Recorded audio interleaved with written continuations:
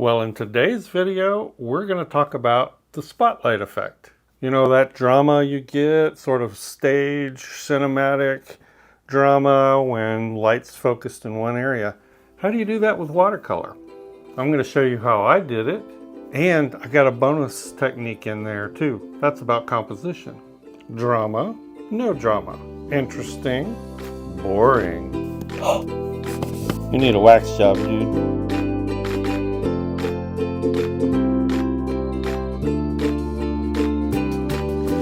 Well, hello minders. Welcome back to the Mind of Watercolor. Well, I hope I have a real treat for you. I'll probably say that a lot.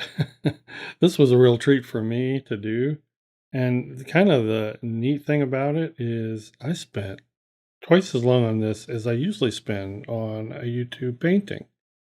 And I just really have been feeling the need to do that. You know, we as YouTubers, we get in this cycle of just painting things quick, needing to get content out. And a lot of that is because we make a living at this. I make a living at this. So I'm always trying to find quick ways to get some stuff demonstrated or painted. Now, I've got two concepts here I'm going to be sharing with you. First of all, here is what I'm using. These were 4 thumbnails I did years ago. These are in gouache. I really loved these thumbnails. I was sort of demonstrating no-tan, which is a light and dark shape sort of composition exercise. And I always intended to pull these out. I've done 2 of these, the upper right, this one, and the lower left. And what I wanted to do is the one on the lower right, sort of a jungly, viney looking scene, but with a twist. What I want to do is add this sort of mysterious staircase going through and up into the woods using that composition, but this staircase. That's what you see me drawing out here. Now, what I did in those thumbnails was very quick. This is going to be a little different in that it's mostly transparent watercolor and a buildup. And the first concept I'm wanting to share with you guys is the spotlight effect. That's that yellow ochreish bright spot in the center. And then as light falls off towards the outer edges, it gets darker and darker. To get to the effect that I want, I'm going to have to build that gradually.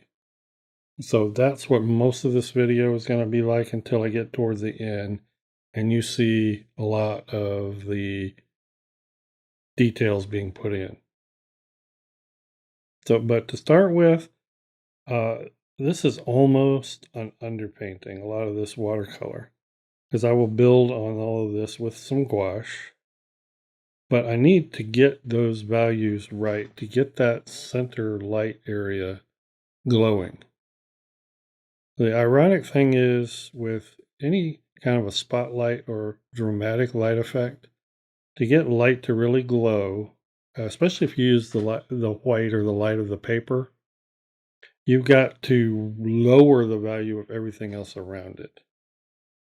And I really wanted it to be luminous, so for that area, I used a minimum of gouache or opaque paint. So most of the glow and the yellow spotlight effect you see is transparent. And really most of these trees are too, but I'm layering and building them up. Now here I'm working on a series of rocks that I turned out I was very unhappy with. Just didn't like the way this pile of rocks looked around the base of this tree. So coming up, you'll see I convert that, and I had to use gouache to do that. I'll convert that to roots. But aside from that, you're going to see a lot of value adjustment, a lot, and sort of establishing where things like foliage go. Right now, everything looks like this dismal, dead, scary forest, but I will be adding some foliage effects as we go. But I'm going to continue to adjust values. Things get darker as they come forward, get lighter as they go away. Now you can see I've already kind of painted over that rock area, turn them into roots. Didn't really have recording of all of that process. It was just covering it up and rendering them as roots. But as I add all the vines and sort of layer on top of these trees that are in the background and out to the sides, it's just a buildup of value and making this sort of a stepped value scheme. It gets lighter as it goes to the rear or to the distance. And I'm starting to add some detail, but just so I can get this composition where I want it. I need to have things like contrast get darker as they come forward and fade and get flatter as it goes away.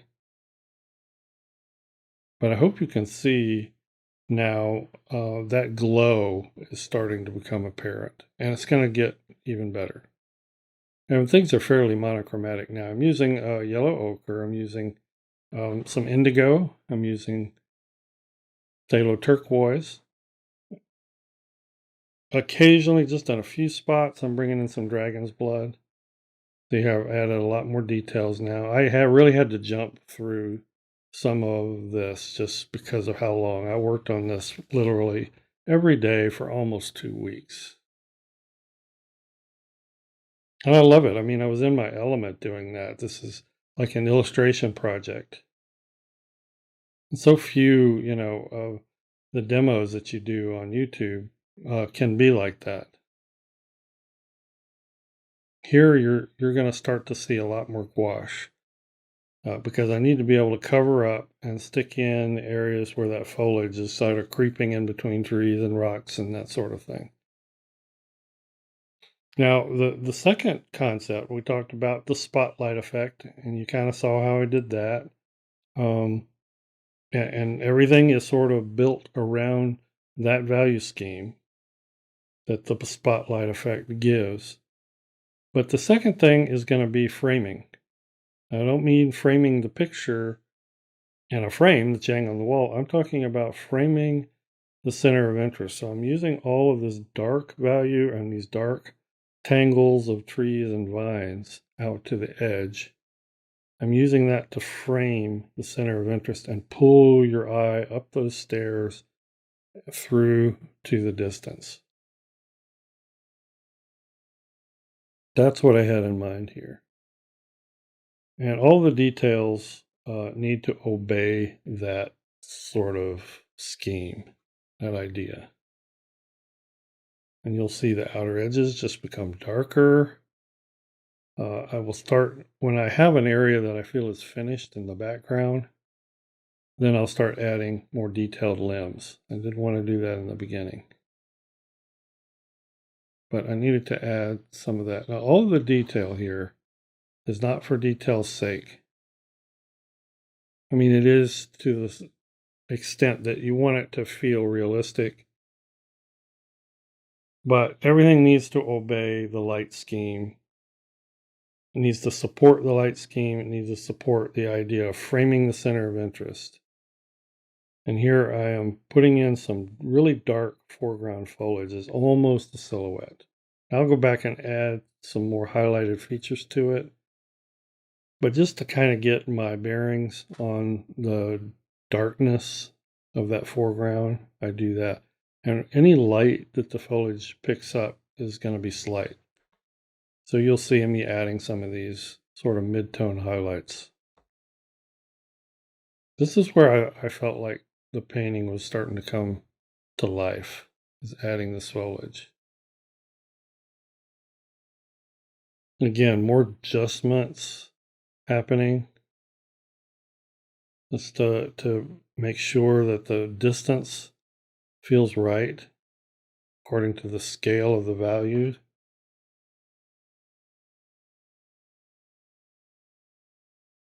I haven't shown every step, but I've even added washes. Well, here's one right here. Adding washes to the outer edges just to vignette that light effect in the center. And you will see in places where I add some glazing, and that's just to add more subtlety of color.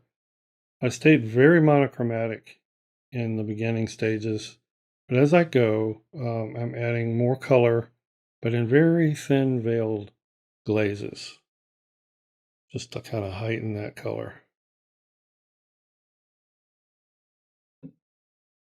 Getting this foliage in here really was started to pull that framing together. I was really getting excited about it.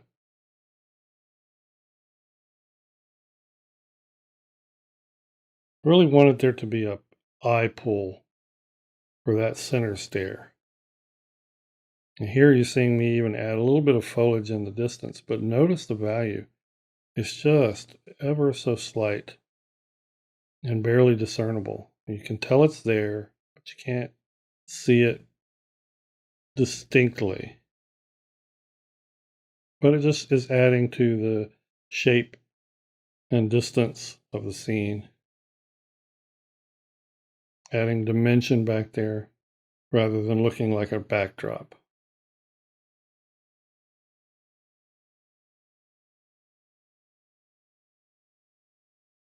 You know, put in some more vine things happening. And again, this is all part of the compositional design. Want the woods to be deep and dark, a little bit uncomfortably so, almost suffocatingly so, but also just to really impact or add impact to that center spotlight effect. Yeah, so those are compositional and value things that you can try and practice. Spotlight effect. Just remember, you don't get a spotlight effect unless you have a lot of dark contrast around it. And then compositionally, the framing. How do you want to frame your scene? How do you want to pull the eye through the scene and frame it without being distracting? You want a lot of unity and connection. We're down to final tweaks now, so adding additional foliage. Again, more for depth and just to sort of close in those surroundings around you visually.